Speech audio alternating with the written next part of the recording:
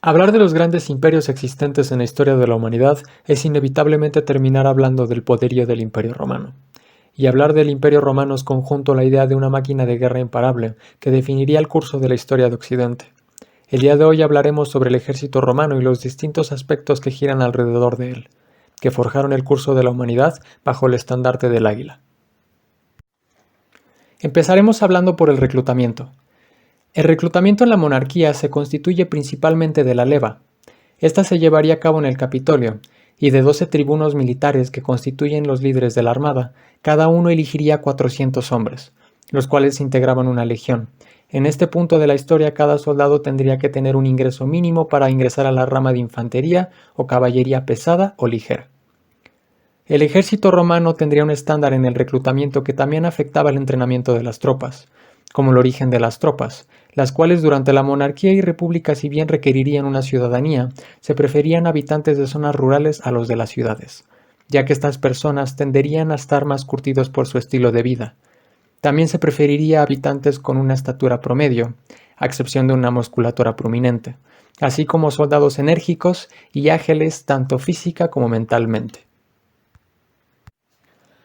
Durante la República hubo ajustes paulatinos que consigo trajeron cambios en el reclutamiento de la legión. La gens romana, que estaba constituida de diversas familias emparentadas con antecesores romanos, cambiaría a una organización en curias, que tendría un censo poblacional por territorio. Durante el mandato del cónsul Cayo Mario, se reformaron las legiones tras una gran pérdida de hombres durante una serie de batallas contra los imbrios y teutones. Consecuentemente vendría una crisis económica y en el reclutamiento establecido derivado del mismo problema. Para no descuidar la consistencia en la producción, así como para dar un incentivo a las tropas en las largas campañas para su permanencia, se aumentó la paga de los soldados, y ahora se podría reclutar a personas sin posesiones ni bienes, los cuales no podrían mejorar sus condiciones de vida por otros medios, y así decidirían tomar el empleo como soldados profesionales en las legiones. Durante el imperio inicialmente el ejército estaba bien nutrido y en condiciones de hacer frente a las amenazas.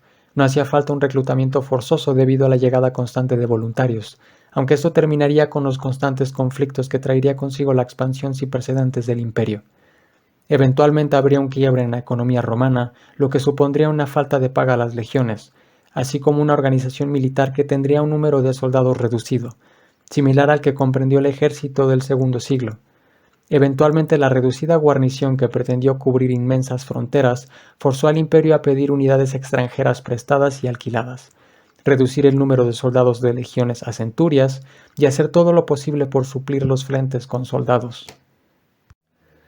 Una vez reclutadas las tropas, y antes de hacer un juramento y pasar a ser parte del ejército, éstas tendrían que pasar un entrenamiento de 4 meses. Uno de los aspectos más importantes para la cohesión y maniobrabilidad del ejército, característico de los romanos, sería la marcha. En el entrenamiento de los soldados, estos debían de marchar con su equipo por distancias de hasta 20 kilómetros por semana. Su equipo pesaba alrededor de 30 kilos y había un énfasis en la carga de un peso similar al del equipo durante el entrenamiento para adecuarse a él. Además de la marcha, era de vital importancia que las tropas aprendieran distintas formaciones de combate, ya sea ofensivas o defensivas, así como aprender a trabajar en conjunto. Las tropas también tendrían sesiones de nado y se les instruiría en la construcción de distintas fortificaciones y construcciones útiles durante sus campañas, como fuertes, campamentos, empalizadas y hasta puentes para cruzar ríos. Era de vital importancia el correcto uso de su equipamiento, por lo que los reclutas practicaban con un scutum y gladius de madera, generalmente más pesados de lo habitual para curtir a los soldados. También armas arrojadizas como el uso del pilum, plumbata, arco y flecha y la honda. Habría diferenciaciones en el entrenamiento dependiendo del tipo de unidad, como la caballería o unidades especializadas o auxiliares. Pero en esencia se mantendrían los mismos requerimientos básicos del soldado para formar parte del ejército. Se entrenaban siempre aspectos de índole física, logística, labor del campo, así como la maniobrabilidad de las unidades. Tácticas de guerra. Ataque. Formación en testudo o tortuga. En esta formación, los escudos de los legionarios parecen el caparazón de una tortuga. Para formarla, los legionarios se acomodan en columnas junto al estandarte de la corte. Entendamos mejor qué es una corte. Una legión promedio tenía por lo general 10 cortes, y cada corte estaba compuesta por 6 centurias.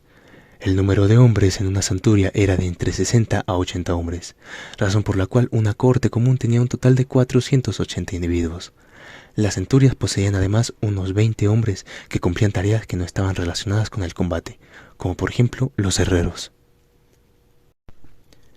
Las filas delanteras colocaban sus escudos de frente a la altura de sus mejillas, formando una barrera impenetrable. Las filas de atrás colocaban sus escudos sobre sus cabezas, juntándose para no dejar ningún hueco y tapando aquellos de la primera fila. La coordinación que requería esta formación la convertía en una estructura lenta, ya que debía de estar siempre mirando al enemigo, dado que los flancos y la retaguardia quedaban al descubierto. Si algún enemigo lograba flanquearlos, los legionarios podían descender sus escudos, pero eso implicaba romper la línea de escudo superior, creando una apertura por la cual pudiesen entrar proyectiles. Una variante del testudo era la formación dispersa. La corte se dispersaba pero mantenía su formación. Solo imponía mayor distancia entre cada uno de los legionarios. Se usaba principalmente cuando el fuego enemigo era débil y no se debía de mantener una estructura de escudos tan estrecha como en el testudo. Además de que era más rápida y eficaz para avanzar, dado que la formación en testudo garantizaba seguridad pero era demasiado lenta. Cuña. Esta formación no era usada por los legionarios sino por la caballería. Era una formación en triángulo con uno de los vértices apuntando al enemigo. La idea de esta formación era que actuara como una cuchilla para romper la formación enemiga, separarla y poder atacar al enemigo disperso. Un tanto así como Theoden con los Rohirrim llegando a salvar a Gondor, ¿me entendés? En El Señor de los Anillos. La última carga de los Rohirrim. ¡Tururú! Defensa. Orbis u orbe. Los legionarios se formaban en un círculo con los escudos hacia afuera y las lanzas a disposición para pinchar a quien sea que se les acercara. Esta formación era algo que se usaba como última instancia, pues si se necesitaba que los legionarios tuvieran una visión de 360 grados, significaba que había demasiados frentes de ataque del enemigo o estaban rodeados. Una variante de esta formación también incluía arqueros en el centro que permitía cobertura para estos y una cobertura de fuego para los legionarios. Esta estructura estaba diseñada para un grupo reducido de soldados de entre 10 a 15 legionarios. Era una táctica de defensa empleada para resistir. Cuadrado. Una evolución del orbis, pues cuando se trata de un grupo pequeño de personas es fácil organizar un círculo, pero en el caso de cientos de hombres, lo más sencillo era alinearse hombro con hombro y juntar escudo con escudo. Tanto el estandarte como las unidades de proyectiles se situaban en el centro del cuadrado. Esta formación era eficaz contra la caballería, también servía contra infantería, pero la cantidad de hombres necesarios para rodearla era gigantesca, por lo que no era su adversario principal, por lo que la ventaja de esta formación recaía en que era prácticamente infranqueable. La caballería era incapaz de atacar a la infantería, pues sus armas formaban un escudo en todas direcciones. Otra formación anticaballería consistía en un frente longitudinal. La primera fila se arrodillaba con el escudo delante y las pilas apuntando hacia la caballería enemiga. La segunda línea usaba sus pilas a forma de lanza, mientras que la tercera y cuarta fila podían lanzar sus pilas hacia la caballería que cargara contra ellos. Y para acabar, una formación polivalente, ni ofensiva ni defensiva, llamada muro de escudos, que es la formación más popular y que probablemente ya han visto. Todos los legionarios alineados en diferentes filas, mirando hacia adelante y formando un, literal, muro de escudos impenetrable.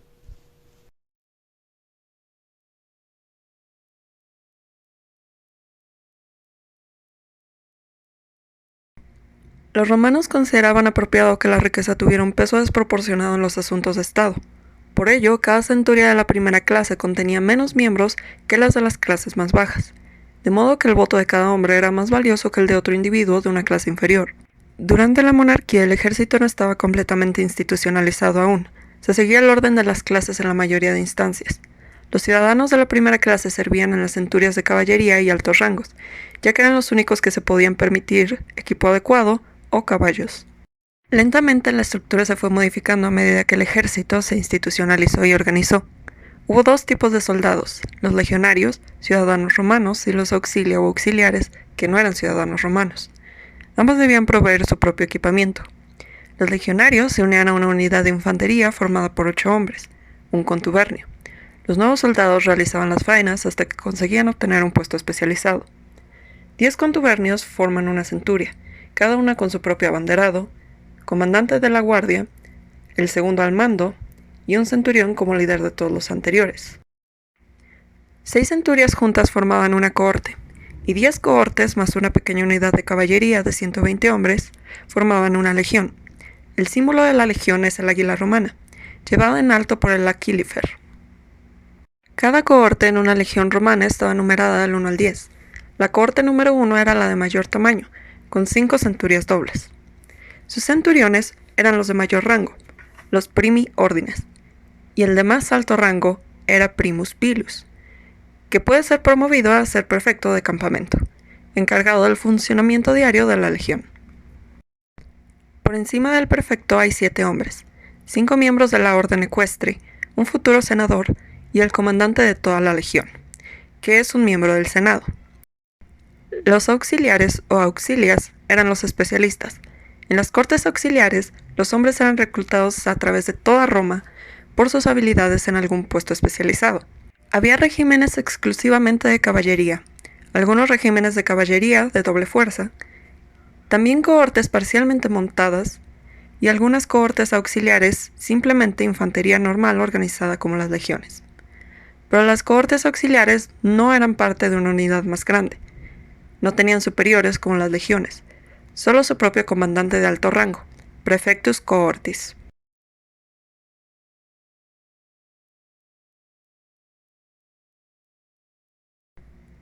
El mineral de hierro era al principio bastante escaso. Las espadas, dagas y puntas de lanza, hechas en bronce, solo fueron reemplazadas muy gradualmente. Los yelmos eran de tipos diversos, pero tendían a proporcionar mayor protección en lo alto de la cabeza, faltándoles defensas significativas para la nuca y las mejillas. Toda armadura corporal era relativamente simple durante la monarquía. Normalmente consistía en placas pectorales de metal como el cardiofílax. El equipamiento de cada clase era diferente durante este periodo, debido al censo serviano. Una vez establecidas las clases, estas eran a su vez divididas en centurias. Cada clase estaba obligada a hacerse por sus propios medios una panoplia militar mínima. Los ciudadanos de la primera clase, aparte de ser los mejores equipados como hóplitas completamente armados, también poseían caballos y servían en las 18 centurias de caballería. Las diferencias de equipo entre las demás clases parecen ser demasiado pequeñas para tener un significado real, a excepción de los diferentes escudos que portaban. Entre las defensas para el cuerpo más notorias se encuentran la lorica jamata, la lorica squamata o armadura de escamas, la lorica segmentata, la lorica musculata, la lorica plumata, el linotórax y el cardiofílax. Entre los distintos tipos de casco podemos encontrar el montefortino, culus, hagenon, imperial y los llamados deportivos. En las espadas podemos encontrar gladius, espadas tipo Fulham y el patrón de Pompeya. Entre los escudos podemos encontrar el scutum, el faium scutum y el scutum semicilíndrico. En general había 2 tipos de armas de asta en el ejército romano, el asta o lanza de empuje y el pilum o jabalina. Entre las piezas de equipamiento adicionales podemos encontrar las botas, el cingulum militare o cinturón militar, el sporran, que era una suerte de protector de ingle copiado de los celtas, y las dagas militares o pugio. En lo que respecta a las cadenas de suministro, la máquina de guerra romana estuvo siempre alimentada desde una espina dorsal imprescindible, la cadena de suministros y su logística. La logística comprende la producción, envío, almacenamiento y organización de los pertrechos y suministros utilizados en campaña. Antes de ir a la guerra, los romanos tenían que asentar los motivos y razones para una campaña, así como calcular los recursos que esto conllevaría. Una campaña necesitaría de un gran suministro de grano, que constituye 1/3 de la alimentación del ejército, así como animales de corral, forrajería para los animales y las herramientas necesarias para las unidades de asedio y la elaboración de fortificaciones. Para las campañas militares habría todo un convenio comercial entre las provincias del imperio, las cuales aportarían con los productos de producción local, como las telas y togas de Hispania, o la producción abundante de granos a lo largo de Anatolia. Cada soldado debía de cargar su equipo y en ocasiones parte de los pertrechos y suministros. Se tenía pensado que en las campañas hubiese comercio, así como llevar a cabo el saqueo y la recolección de recursos a los alrededores. Adicional a esto habría un número de acompañantes no combatientes especializados en distintas áreas, como doctores, cazadores, navegantes o constructores. Previo a la campaña se hacían comunicado a las provincias para acordar la entrega de recursos. Estos recursos serían enviados y almacenados dentro de las ciudades para eventualmente ser transportados. El método más barato y eficiente sería por barco, que se comunicaría con el ejército por mar y ríos.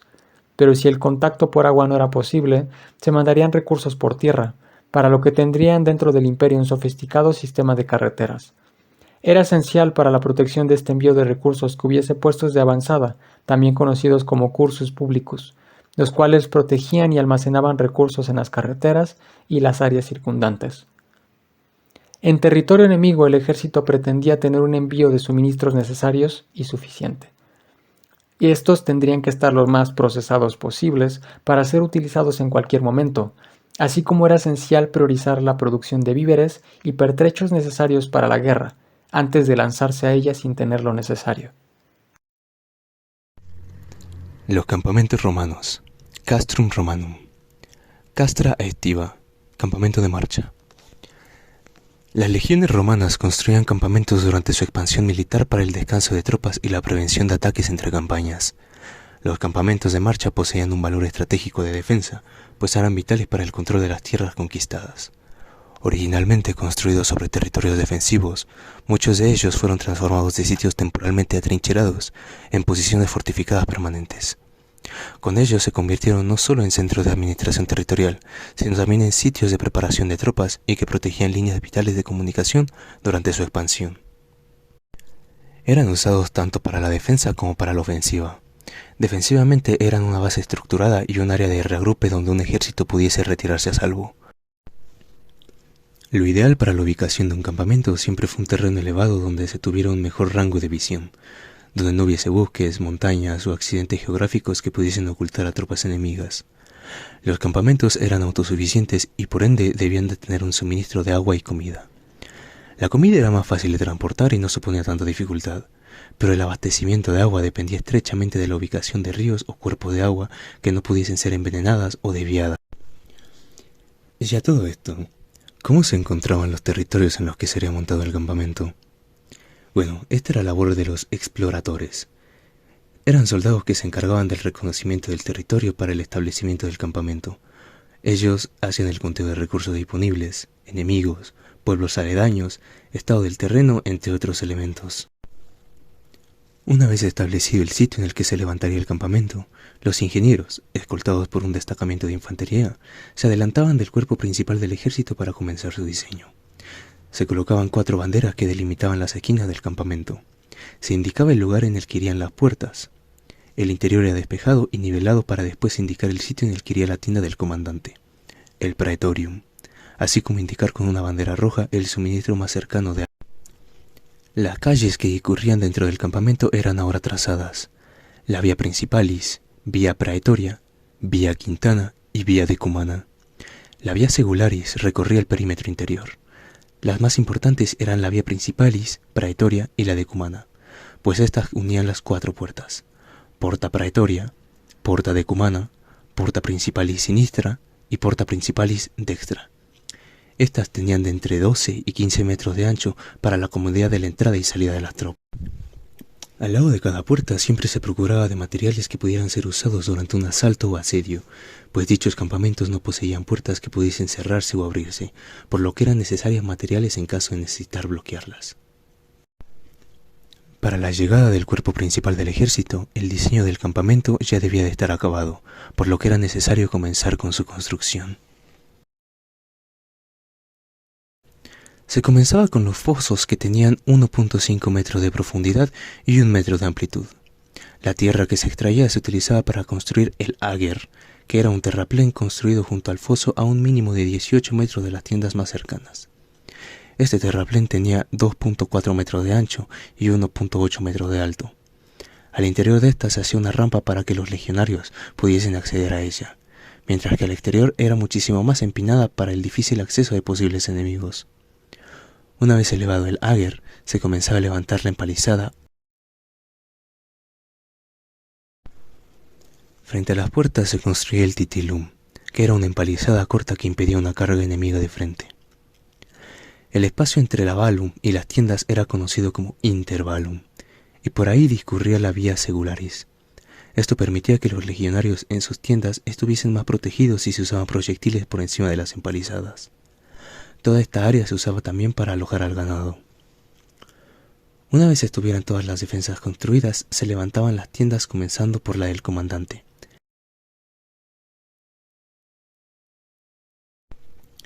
El tiempo de levantamiento de un campamento era de entre 3 a 5 horas. Una vez el campamento estaba acabado, se decidían las guardias. Se colocaban guardias cada 10 metros y estas duraban unas 3 horas, y cuando acababan, el relevo era anunciado mediante una trompeta. Al salir el sol, se escuchaba un toque de trompeta y los guardias informaban a los oficiales de lo que había ocurrido y lo que habían visto durante la noche. Posteriormente, se enviaba un grupo de jinetes a explorar los alrededores del campamento. Mientras tanto, los legionarios desayunaban y comenzaban a recoger sus tiendas y todas sus pertenencias. Dependiendo de los informes de los jinetes al comandante, se trazaba la estrategia que seguiría la legión. Si se decidía que se marcharían de ahí, sonaba un segundo toque de trompeta como señal para los legionarios de que debían cargar todo en las mulas de carga y estar listos para abandonar el lugar. Con el tercer toque de trompeta, el ejército comenzaba a marchar. Ahora, pregunta filosófica romana del día. ¿El campamento se desmontaba? ¿Qué era lo que pasaba después de que se marchaban? La verdad es que no lo sé. La investigación que hice no me mandó como a muchos sitios donde me dijera qué pasaba después, pero ayuda, profesor, por favor. Lo que sí se sabe es que varios de ellos dieron paso a asentamientos que con el tiempo se irían convirtiendo en ciudades. Y así como el campamento de marcha, existen otros 3 tipos de campamentos romanos.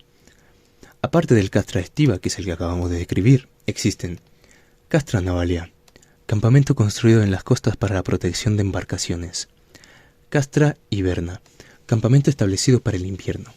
Al contrario de que el de marcha, este se deja rodado por bosques y estructuras defensivas de tierra, poseía portones y torres de vigía. Las tiendas eran protegidas contra el frío con pieles, paja o completamente reemplazadas por barracas de madera.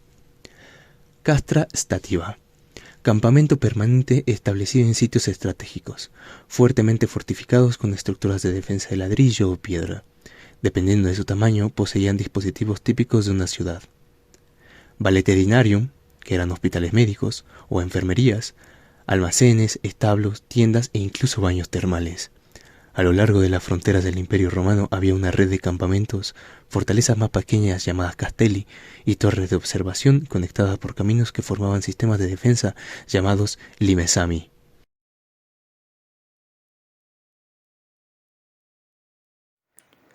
El ejército romano nacería como una cultura bélica que conseguiría ser la potencia hegemónica del mundo durante cientos de años hasta la caída del imperio en el siglo III después de Cristo. Se extendería por la península itálica y poco a poco conquistaría las culturas de su alrededor. Cartagineses, numídicos, galos, griegos, sasánidas, egipcios, mesopotámicos. Los romanos conquistaron el contenido del viejo mundo occidental para traducirlo en su bandera y fusionarlo en su cultura, desde Hispania hasta Armenia y desde Egipto hasta las Islas Británicas.